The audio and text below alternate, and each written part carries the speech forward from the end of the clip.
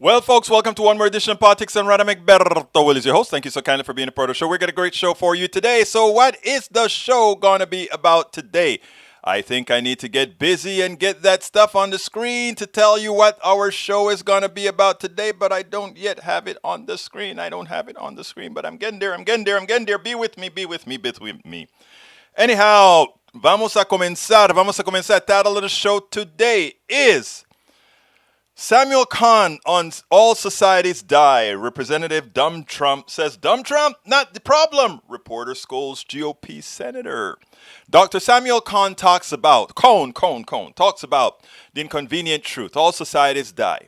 Representative points out that Trump wasn't smart enough to be our real problem. So therefore, we really need to take heed to what really happened. That's why we need that investigation, folks. And reporter scolds Rob Portman in a very civil type of a way. And we're going to also play, I think, a thing from Jen Psaki. But anyhow, let's get busy. It seems like I got populated with a whole bunch of stuff, so I'm going to be doing this real fast because I like to cover everybody, but at the same time, we got a long interview to go through. So anyhow, let's see. Michael Rodden said he's going to be long today. All right, just 12 people are behind most vaccine hoaxes on social media. Research shows Joseph Marcola, Robert Kennedy, Charlene Bollinger, Sherry Tippinen, Risa Islam, Rashid Buttar, Erin Elizabeth Sayer J, Kelly Brogan, Christian Northrup, Ben Tapper, Kevin Jenkins. Thanks for pointing the names out. I think that's important so that when people can cauterize that in your mind. Second one, Mark Zuckerberg knows how bad Facebook misinformation problem is because the White House has told him directly. To anyone on here whose primary source of information is social media, recognize that you're being shoved into an echo chamber where factual, contradictory information is rarely heard. If you want to break out of this customizable bubble, then you're got to lock in on switch news sources. Ecosia.org. He gave you the link to the article. Check it out. All right, Capitol Rider who breached Senate gets 8 months for a felony. A felony charge is supposed to have a minimum of 1 year sentence. Well, you know, these are Trump's people. They get breaks, don't they? They get breaks, they get breaks, they get breaks.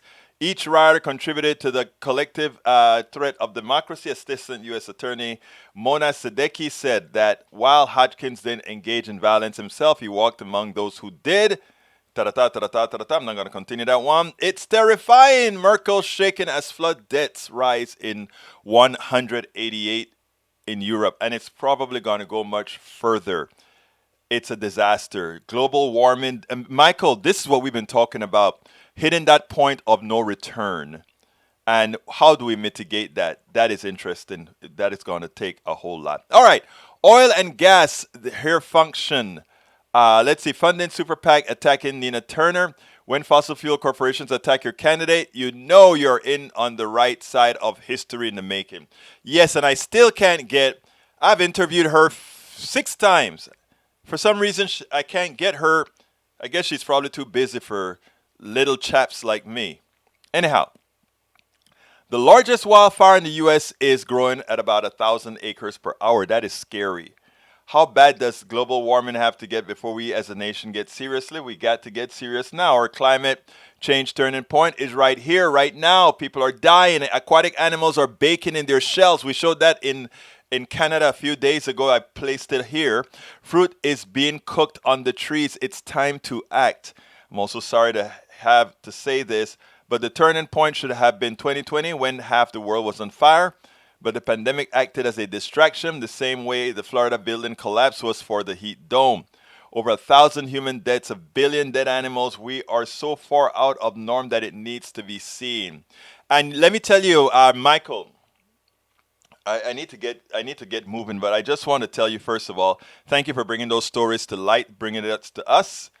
Because as I repeat these stories out here, you talk about, we have to be talking about it. And if you watch TV right now, you're not seeing a whole lot of that on TV.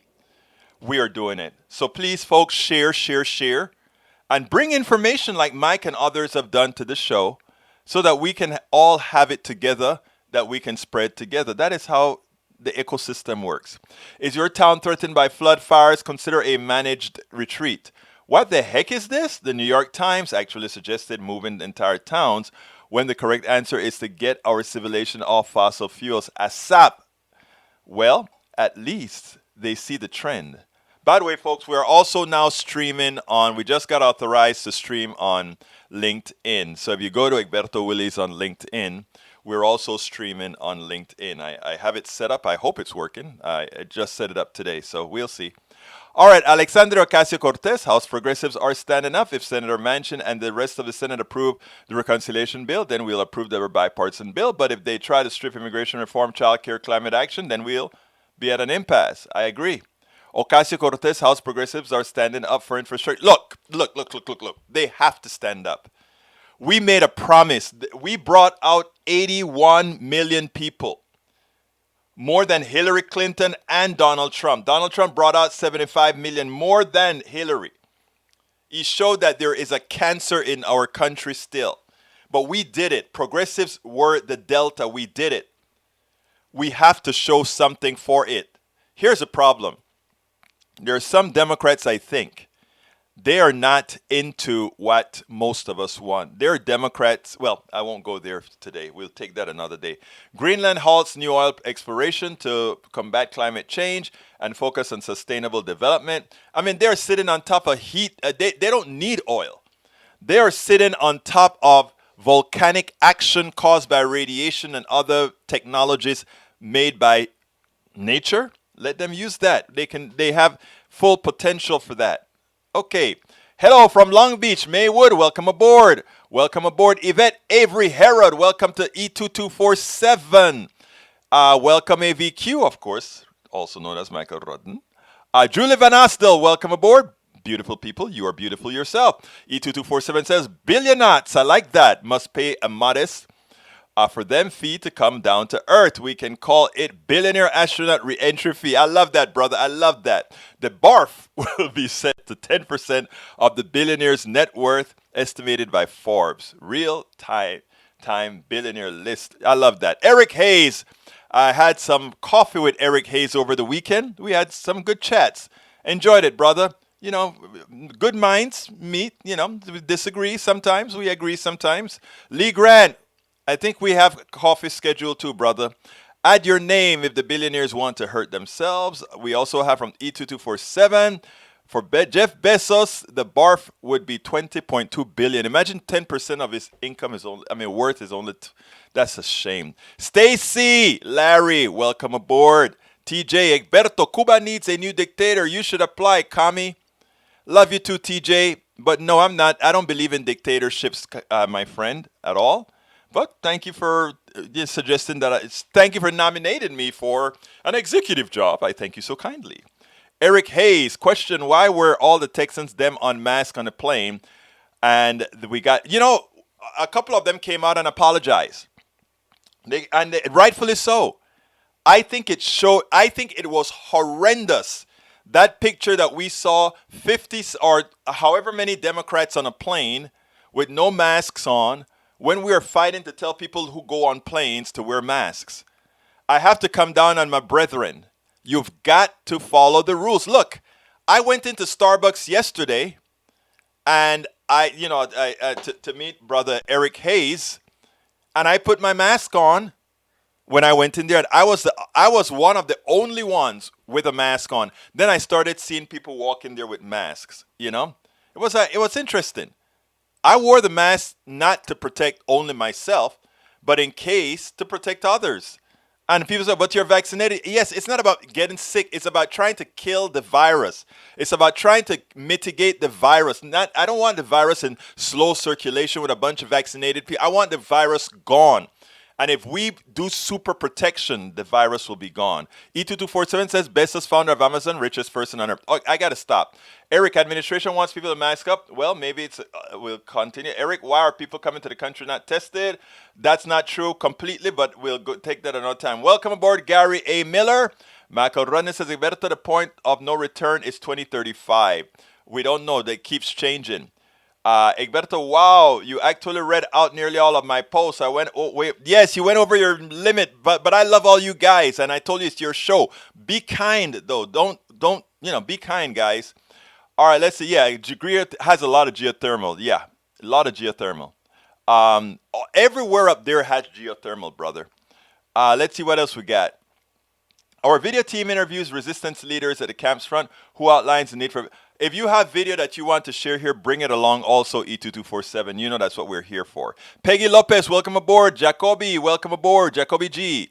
Michael Rudnan is still back. E2247. Julie Van Astel. Mary Wood, I'm at the bottom. Let's go with our first interview. Let's get busy. Welcome to one more edition of Politics and Random. Egberto Will is your host. Today, I'm honored to be with someone I wanted to speak to for some time. Samuel Cohn is a professor of sociology at Texas A&M University and the founder and first president of the American Sociological Association section on development. Cohn has won 3 prizes from the American Sociological Association for his scholarly work about economic development, sociology, and gender equality. Cohn's previous 4 books focus on macrosociology and social change, and his research has encompassed Victorian Britain, late 19th century France, contemporary Brazil, and the contemporary United States. For the last 15 years, Cohn's primary course at Texas A&M has focused on societal death. One of the reasons I wanted to talk to him, especially in the current context of America. Welcome to Politics Done Right, Dr. Cohn. I am thrilled to be here. That's the best introduction I'll ever get. Well, you know what? It's worth it. And at Politics Done Right, we do things right. We try. We hope. That's what we I try love to it. do. I Anyway, love it. anyhow, um, the biggest questions: why do societies die? Well, the bigger question, if you think about it, is how do societies manage to live as long as they do? I am sure you're going to tell We've me. been, well, I'll toss out some tips. Think about what we take for granted. That in the last 2,000 years, we've been seeing nothing but continuous economic growth going forward. We've seen nothing but technological progress that gets better and better and better, although there were some stops that we know about, like the Middle Ages. We assume that the world gets more and more peaceful, and if you do all the advanced studies, you see crime is down, warfare is down, and we've gotten somewhat spoiled, believing that that's kind of our own natural entitlement. Well, if you really think about this for a minute, there's nothing that comes with that automatically. All of that comes from we're used to depressions, short-term periods where economic growth seems to stop uncontrollably, and then we wonder how in the world did we ever get this thing going again. Well, in fact, this all depends on people continuing to cooperate with each other, people not killing each other. Like, we all know if we were to push the nuclear button, it would all go. But if you take it assumes that governments continue to work and do their job. And if you look at the foundations of how societies grow, in the book I can give you a 12-step complicated model of how they die. You're not going to get all 12 steps, but the basic spirit of some of the things in that general process. There's a government that everyone basically believes in, that they pay their taxes for, and it does things like keep the society free of crime. It acquires natural resources when required. It runs schools. It builds infrastructures. It does the job of keeping things humming. You create a large safe space where people tend to not fight each other.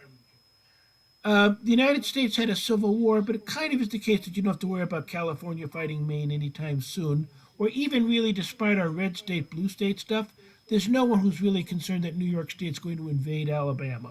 Right. Okay. And in this context of a safe space where everyone agrees to treat each other nice, people can do business, commercial transactions will be legally enforceable. I can't rip people off and hope that I can get away with it.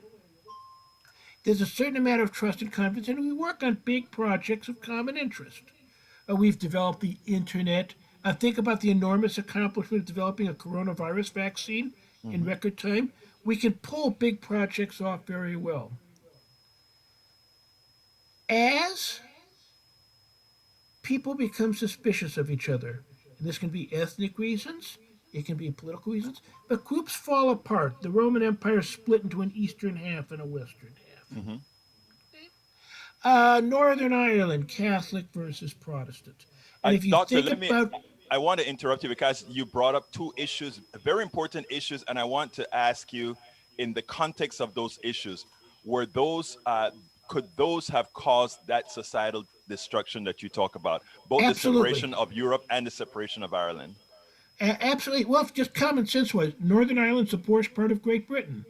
Right. And some of this comes from the implicit bad way that England treated Ireland as a whole. But Gotcha. even if Northern Ireland was a somewhat privileged group that got better treatment than Southern Ireland, the constant warfare between the Catholics and the Protestants was certainly not helpful. Okay. Sorry to interrupt. Please No, but continue. no, but no, but this is the essence of the point. If you think, if you will, about the American South, that had a North that largely accommodated immigrants as they came in, and you had a South that was divided into white versus black, and blacks were artificially kept without income, first through the institution of slavery, and then once slavery was technically illegal, the use of vigilante laws or debt peonage or sharecropping to keep Police. blacks practically without income, nominally free. And what happened in all of those cases is that the whites thought that they were getting this marvelous benefit in the South by keeping themselves above the blacks. In the North, there was purchasing power by the working class, so the working class bought products made by Northern manufacturers. There was steady economic growth because you could open up any kind of a business, there'd be someone to sell to. The South didn't have a consumer market because some 40 to 60% of the population were kept too poor to buy anything. It was simply harder for Southern businessmen to become successful than Northern businessmen, and the South got poorer and poorer and poorer. Note that when does this get cured? They mechanize agriculture, which means they decide to stop keeping blacks without any pay whatsoever, and they got rid of the debt peonage and they got rid of the sharecropping. So suddenly the blacks around had income. They started spending. But also, blacks were allowed to go to the North, and many of them sent money back to Back their in, relatives back in the South. just like we do with And Cuba or other places. same place. And suddenly, black people had money, and poor white people in the South had money. And so the boom of the new South starts around 1940s, and that's what gives you juggernauts like Atlanta today, where now the South is a legitimately prosperous place, and the North is wondering if they can keep up. It's all based on greater equality and greater cooperation between groups. Now, you just wrote this book recently. Did the actions of, let's say, our past president kind of lead you on to this, or did you see something that warranted the writing of this book? Historically, the record on how societies fall goes back centuries and centuries. So, having seen like the fall of the Egyptian empires, fall of Rome, fall of Byzantium was particularly important. So, I was sitting in the library reading my books. But there's no question that the rising divisiveness of sectarian politicians on both sides of the labor would probably have to say that the use of wedge issues is greater on the right than it is on the left. And while we like to talk about the personality of Donald Trump, in many ways there were many features of this. Now, before we write these off as, oh, these terrible, hateful people, there's another issue that has to be taken into account too, and that's the whole tax revolt and the rise of the Tea Party, which we like to think is narrowly racialized, but in fact there's more to it than that. And the more to it than that makes it more destructive. So this makes it worse rather than better. Explain that. I don't quite think, because I always looked at the Tea Party movement as sort of an astroturf movement. You're saying it's deeper than that. It's absolutely financial, and to some extent, we all read Marx and we knew that capitalism was supposed to have internal contradictions. But the working class rising up and seizing New York City, that really wasn't a very plausible story. And when leftists tried to tell that, oh, come on. There was a Marxist in the 1970s named James O'Connor who fixed it, who identified that a right wing middle class would become the revolutionary class in capitalism rather than a left wing working class. Explain that. That is Eh, actually quite intriguing. Explain that. Okay, because what is happening all over the world is that middle classes are turning right wing and anti state. Why? And the reason for this is tied into the dynamics of capitalism. Remember, we talked about a government that provides all the necessary functions of Right. capitalism: education, scientific research, defense. Someone's got to pay those bills. Now, who pays the bills? In general, the poor people don't have any money to pay the bills. You can't tax people who ain't got squat. The middle class can pay bills, so small business can pay bills, and wealthy individuals, so doctors and lawyers can pay bills. Even Bill Gates can pay bills as a Right. guy.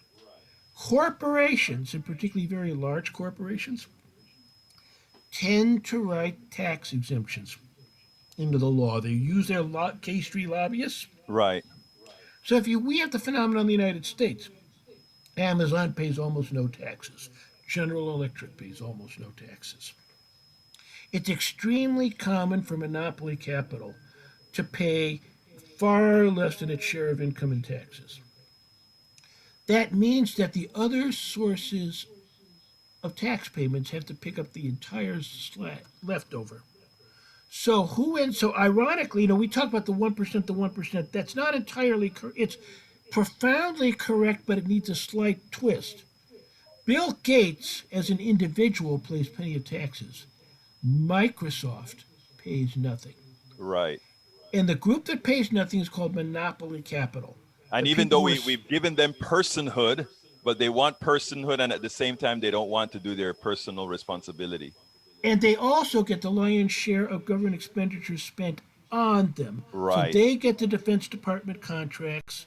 If they get the bailouts in all the cases of big bailouts, large bank, small people, individuals lost their homes, small businesses were wiped out, banks got,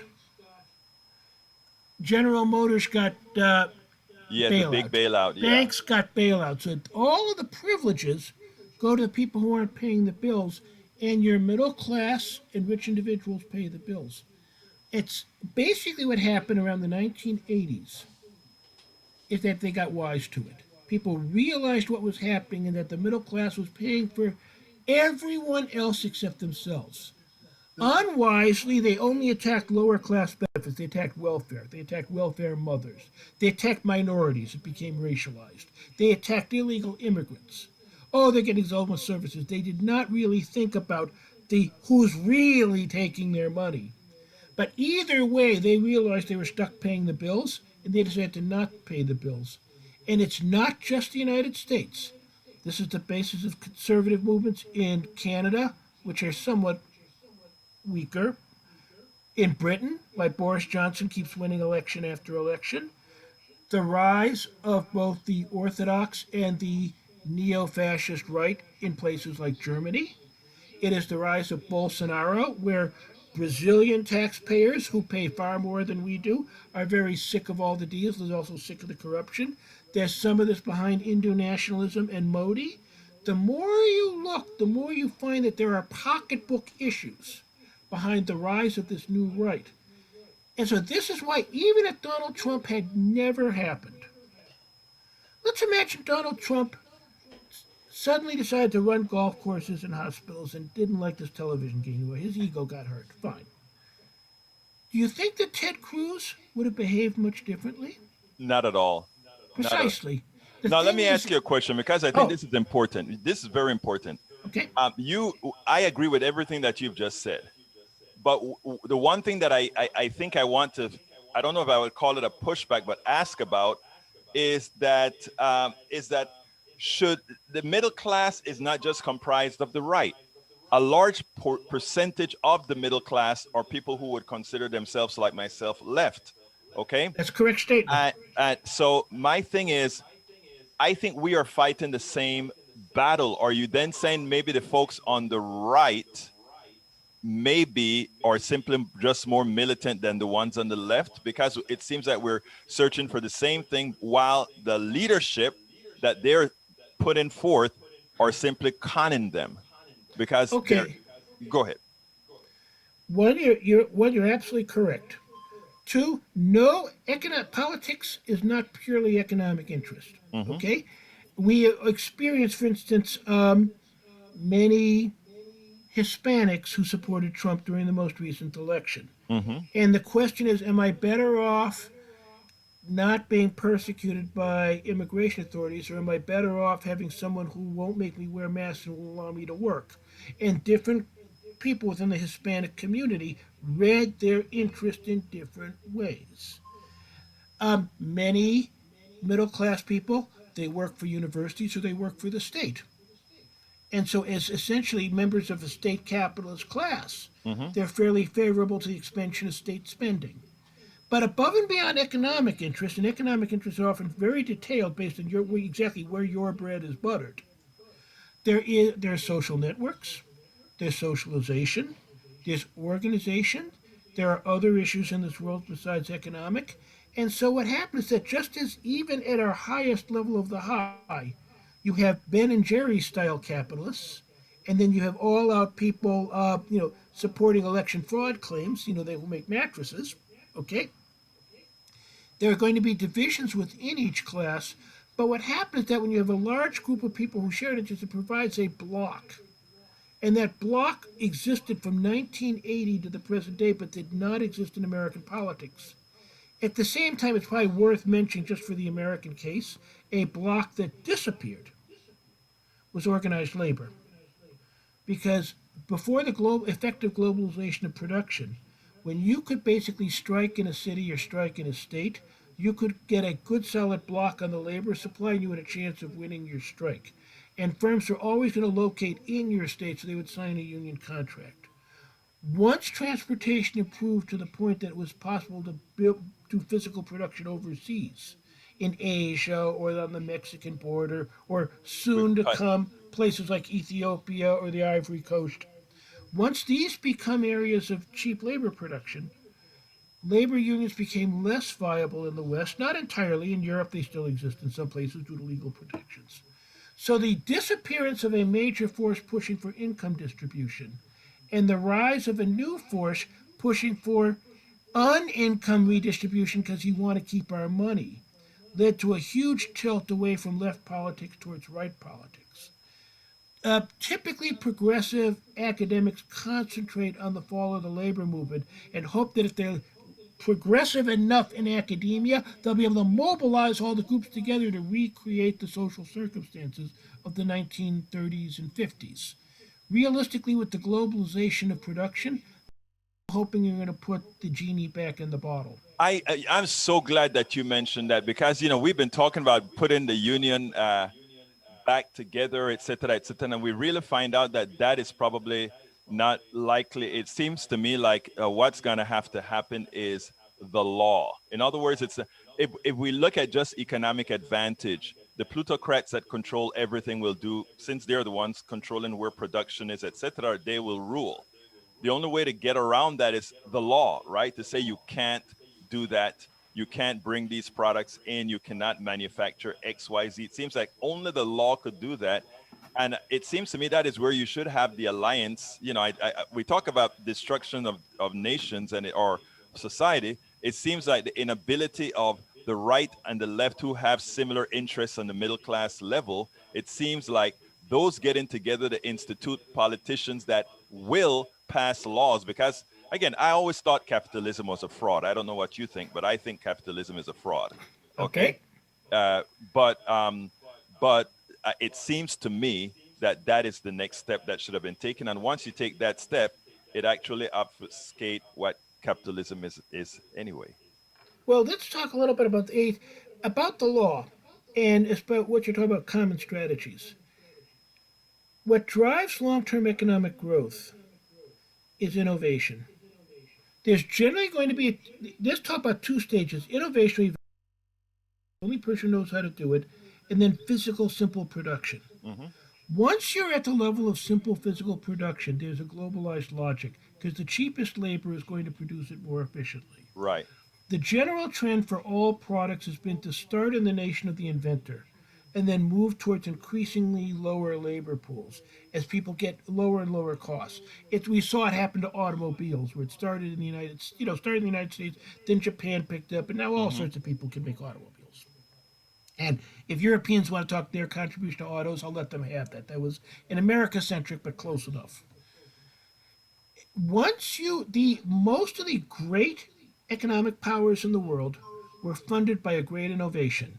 England with the invention of mechanical Right. textile manufacture, then England with the making of railroads. Germany and the United States shared credit on structural steel, Hmm. which is why the great political battles of Bessemer, 1890 etc. to 1945 were America versus Germany. They were the two Right. rivals, seeing which one was going to be top dog. America with automobiles, and then America with computer, internet, software products.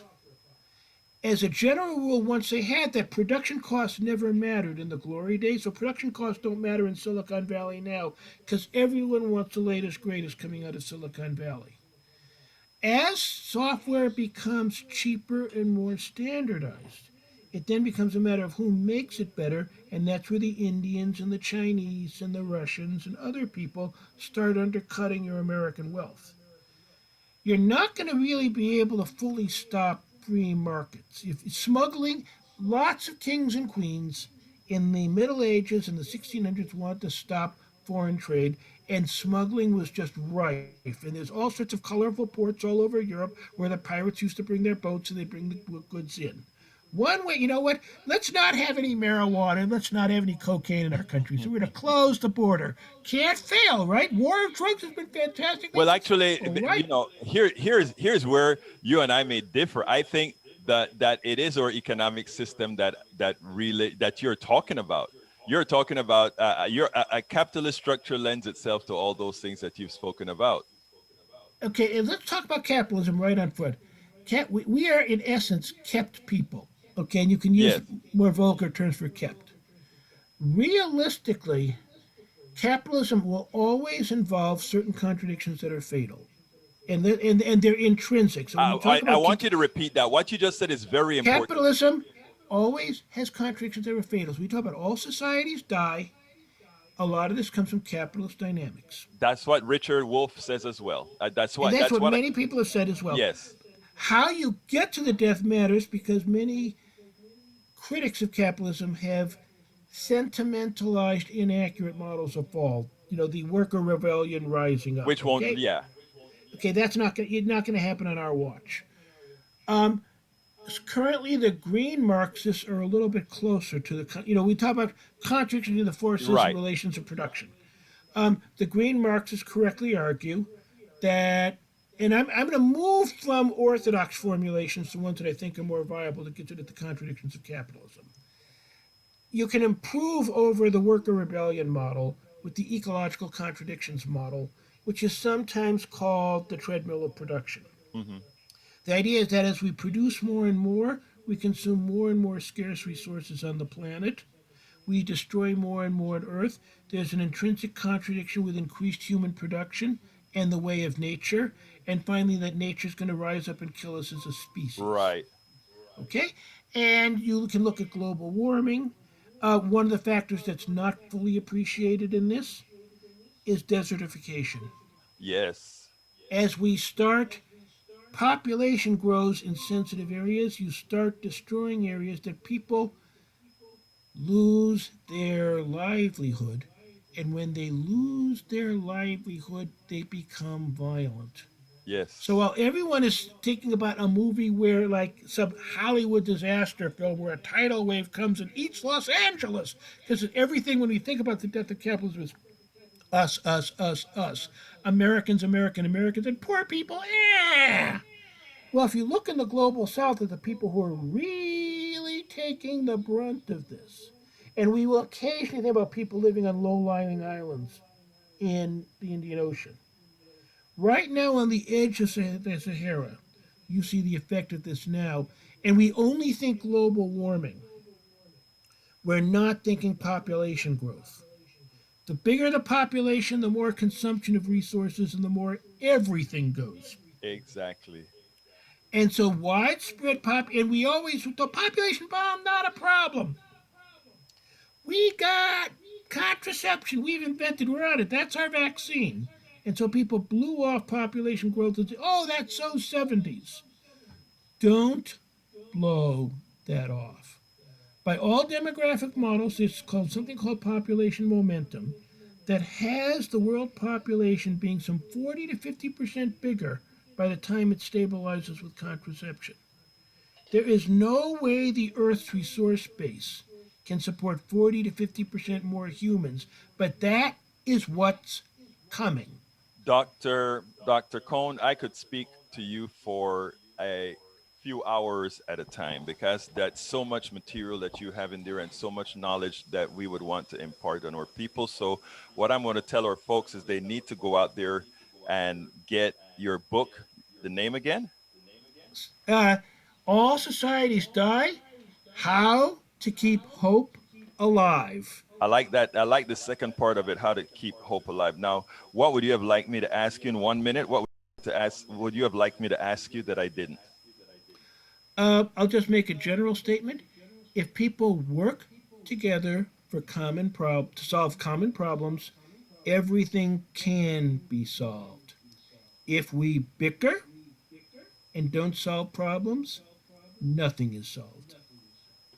Dr. Samuel Cohn, professor of sociology at Texas A&M University. It's been my pleasure to speak to you. And all you've done today thus far is whet the appetite of many to actually get a bit more informed. Thank you so kindly for having been on Politics Done Right. Thank you. We spend a lot of time deconstructing. Well, folk, I hope you like that. Let's see, Berto, can you put this map on the, what is it about? Let's see. Oh, that's not a map, that's a video. That's a video, brother. Let's see. Berto, there's a team of the people I love are treated him. YouTube. No, that's a YouTube. I can't put it quite yet. I'll have to check it out first. Otherwise, we can get into some of these crazy copyright issues, brother. Anyhow, let's see. I hope you guys enjoyed that. I hope you guys enjoyed that. Let's go ahead and before I forget, what I did is I thought that I kind of take a little bit too much time when I'm saying, "Hey guys, support Politics Done Right," and all that kind of stuff, right? So what I did last night, and I'm gonna just take some time to explain it to my regulars right now, but in general, what I did is I created one link, politicsdoneright.com/support, right? And when you go to that one link, politicsdoneright.com/support, it gives you all the different forms of support that you can provide. And I want you guys to kind of give me an idea if you think this is better. I just give you that stuff, maybe every so often put a little stuff on the screen. But if you can see, I have this. So everything that I normally spend a lot of time, sometimes 2 minutes saying, I'd like to reduce all of that to about a minute or so because we have a lot more to talk about. So I have that you can support us through PayPal. You can click on that for PayPal, whatever, however. YouTube, Patreon, support via Facebook, support via e-payments, support via buy or books, shop at our store. Suggestions, you think that's a better way to do it, where I just give you a list of things with one link and at your convenience, except for the ones that I say join right away by clicking on the join button on YouTube or on Facebook, that you can come do this way. Give me your thoughts. Give me your thoughts. Give me your thoughts. I have not. Hey, Charlie Lindahl, my brother. Hey, you called me today. I barely made it on time for the show today. I couldn't take anybody's calls. My phone was blowing up, and I kept on pushing that button. I'll call you later. Later is like real later. Anyhow, but thank you, brother, for saying that. Charlie is the one responsible for me telling you guys specifically that I want to make you sure that to do the bar poll. We did the bar poll already, and definitely mention the MSNBC town hall with the Texas Democrats today. I think it's at 7 o'clock on MSNBC. So check that out. Look at your local listings to see what time it's going to be. So that is 9 p.m. tonight. Is that Central, I imagine? Charlie is telling us about it. Charlie is telling us about it. So anyhow, folks, please, if you are on YouTube right now, click that join button to support us. If you're not on YouTube, just click on politicsdoneright.com/support. And there are several different ways that you can support us. I ask that you choose one or more to help keep this stuff going. And with that, I am done. Estoy terminado. I'm going to put it bigger so it looks better on the screen some other time. You see, these are the different methods of support that you have right now. Okay, let's go ahead and talk about Congress, the Congress, what the congressman had to say about El Señor Trump, and then we'll take it on the other side. This is why many people fear for the future of the United States with regards to what they claim Donald Trump brings on. I want you to listen to this, Congressman, and then let's take it on the other side, because this is more important than one would believe. The selection of those civilians who were all people of a particular political stripe to be in the Pentagon when they had no experience and no reason for being in there was certainly a red warning sign that was happening in plain sight. Yeah, absolutely. Being part of the military is not always going to be our safety net. And think about this: General Flynn could have potentially been back in the Pentagon, and he pretty much is as QAnon nut as you can get, right? Again, it is the lawyers, it is civilian people, it is the secretaries of this cabinet that are now serving on corporate boards and treated as if they weren't part of the insurrection that enabled this feeble man. Donald Trump is a very dumb man. He could not have done this on his own. But the fact is, there were active people that were really smart about operating the levels of government that put him in this position that almost attempted a coup. So we can't just rely on the military. We also have to make sure that we have civil society and civil servants that are actually going to protect the Constitution. And when they don't, there should be consequences. We shouldn't just invite them back into society as if nothing happened. He said something that we've said a long time ago. There's not much upstairs there for Donald Trump. There's not. Donald Trump has always been somebody with means based on what he's inherited that others could use to do bad deeds. And just as well, politicians has as well. That's why after the insurrection, when people weren't sure if it was a complete failure, you had the Republicans coming out and admonishing Donald Trump. It's your fault, Donald Trump, and whatever. And when they saw that the results from the January 6th wasn't a real clamp down on all those traitors, a clamp down on all those insurrectionists, they started to mellow a bit. Just maybe we don't have to be this way, because ultimately what we want is power by all means necessary. Power by all means necessary. And if it's an insurrection that we can blame on Donald Trump that ultimately then wins and then we coddle him thereafter, hey, that's fine. We'll do what's necessary. The congressman is right. Donald Trump is fairly dumb. He couldn't have envisioned, he doesn't know how government works. He doesn't know how anything works. But by being that dumb, there are many who are able to use him for their ulterior motives. And that is exactly what's going on right now. People are funding themselves off of the lies. People are making millions off of the lies as the peons, the sycophants that follow Donald Trump and his minions. Give them their wherewithal, give them their cash, give them their wealth. Because the way they think, we'll either get rich from the sycophants or we'll actually get power when our sycophants put their lives at risk for us. Think about it, folks. That's what it's all about. That is definitely what it's all about. We spend a lot of time deconstructing the news, trying to parse it into a form that everybody can. That is definitely what it's all about, folks. That is definitely what. So, okay, Charlie made a correction. It's 9 Central for the program to watch the Democrats that are currently in D.C. protesting the voting. And yeah, I'm glad you said that, Lopez. You should have told me that long time. I just thought about that last night when I said, I want to reduce the amount of time that I'm doing on that. Give one link, and that puts all the different options in front of people right away. What I may add to that I've done there is maybe put a little bit more descriptions of what. I think it's self-explanatory, actually, because once you click on it, you know what you're doing. So I may just leave it that way. Anyhow, let's see. Macaroni, what to do about the prevalence of social media disinformation? Label it.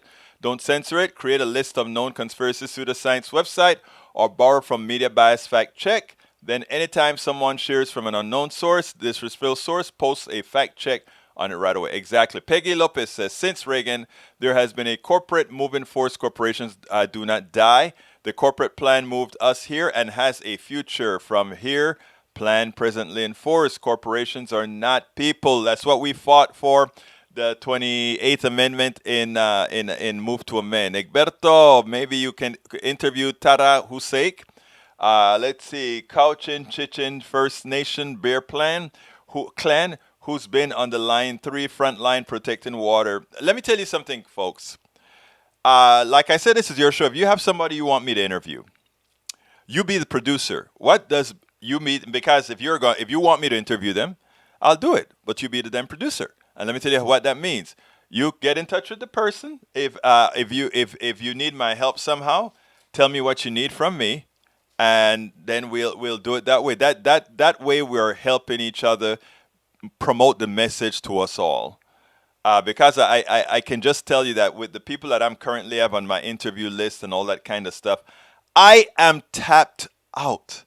Until I can get my subscriptions to the level that I can hire somebody, I can tell you I'm tapped out. Last night I went to bed at 3:10, got up at 7, because I had another interview today, and I'm probably going to have another one tonight. Got to go process videos. I love doing this. Don't get me wrong. I'm just saying there's a certain capacity that one reaches. So if you want me to interview somebody, I'm here for you. I'll do it. Bring them on, and we'll also interview them in your name. Maybe you also want to be a part of the interview, where we bring you in another screen and you do that you talk as well.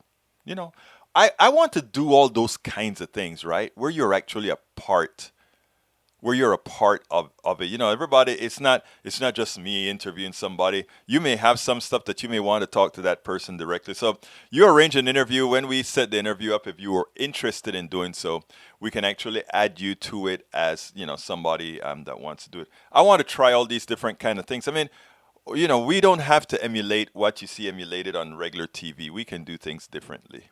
All right, let's look at that White House reporter that got me upset on Friday, I think it was. Check it out.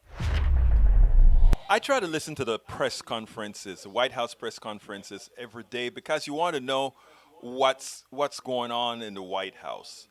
But I wonder sometimes about the media that's there.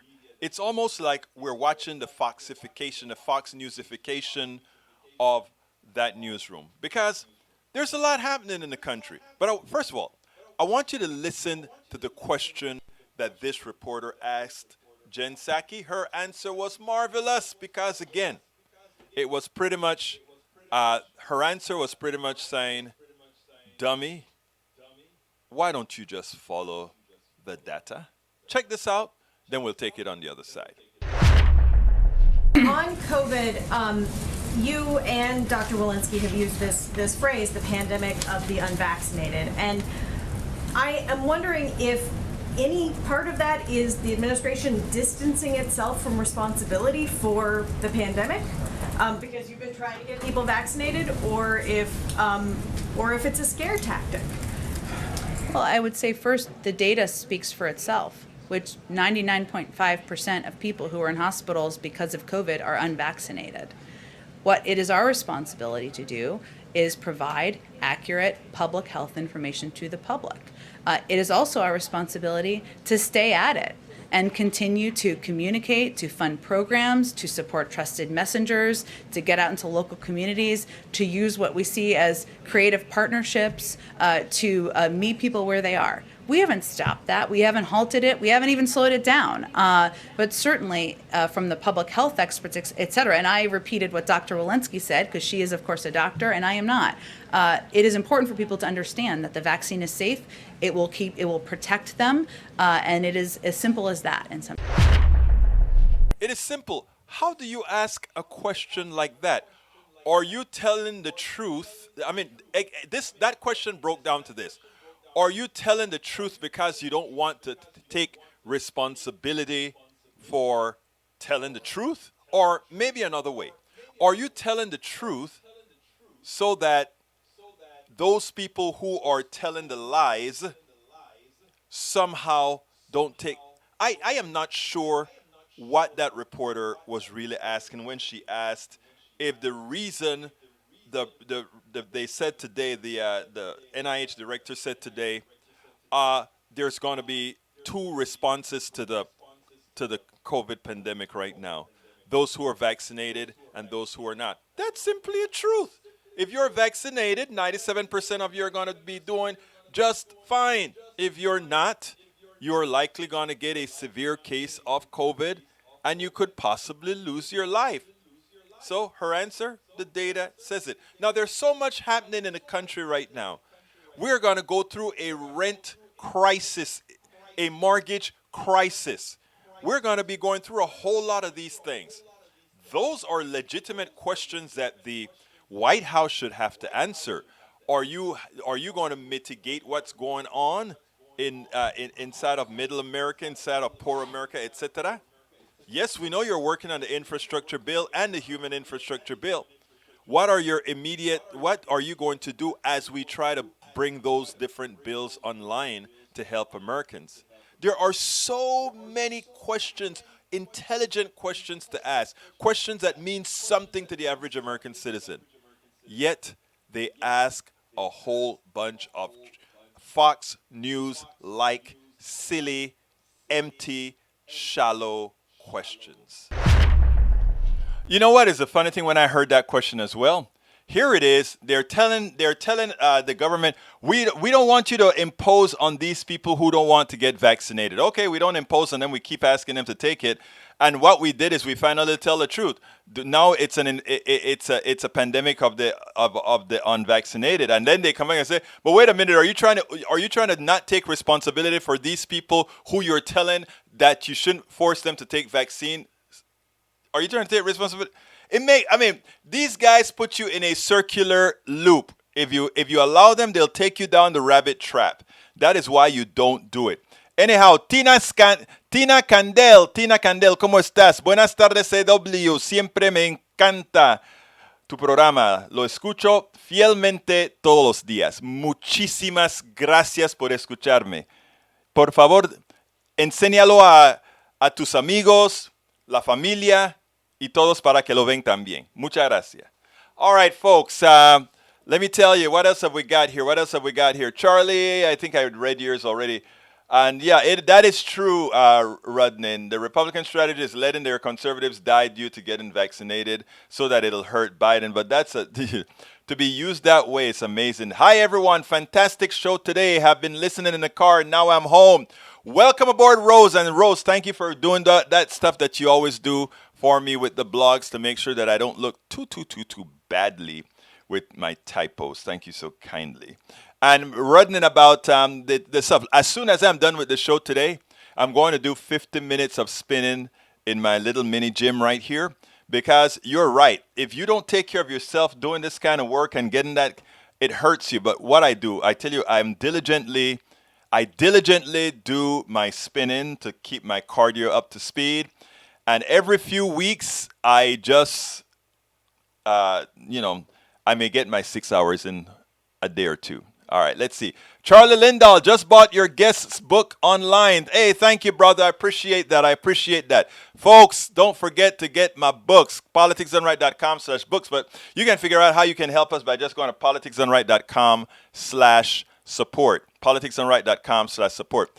I have one more video to show, but we only have 3 minutes and the video is 4 minutes long. So I don't want to do that. Let's see. What else do I want to say since I have 2 minutes to blow because I don't have a video? Look, Egberto, as it comes to taking yourself, the best thing you can do is making sure you get good night's sleep as often as you can. Yes, sir. My daughter tells me the same thing. My wife tells me the same thing, But, I tell you what, I figure in the long run, pretty soon, I'll be able to get more sleep as I get more, what is the word called? More members, as I get more patrons, as I get more of all of that, it'll be fine. But with everything, you got to do a little sacrifice first. And I think we are all worth sacrificing for because we got to turn this stuff around, people. We will turn this thing around. You know that song? Gotta take that mother out. I'm aging myself, aren't I? For my millennials that follow me, I love you. I follow you. And you are the leaders that I listen to. All right, they filed on July 16th, not today. Who filed? Oh, okay, the thing you were talking about before. Got it. All right, folks, we got to get out of here. I just want to thank you all for listening. I want to ask you, I'm going to put that stuff in that feed one more time. Support us, please do. I'll put one link in there. Lopez is going to love that. politicsandright.com/support. Choose a method or more to support us, and we will be thankful to tell you, hey, thank you for helping us do what we must do. All of us together, composite, la colectiva, the collective is what we do. Anyhow, my name is Egberto Willies. This is Politics Done Right. Love you all. Thank you all. And you know how I end this, baby. I am what? Out. We spend a lot of time deconstructing the news, trying to parse it into a form that everybody can understand. We try to find those little nitpicks where it flies above the fray, etc. If you really like these videos that we do, I want to ask a big favor. Please go ahead, number one, subscribe to our channel, and number two, please join if you can. Thank you so kindly for watching. Keep watching. Please remember to share. We must populate the entire internet with our progressive message, a message that we know is what most Americans say that they want. So help us, please join.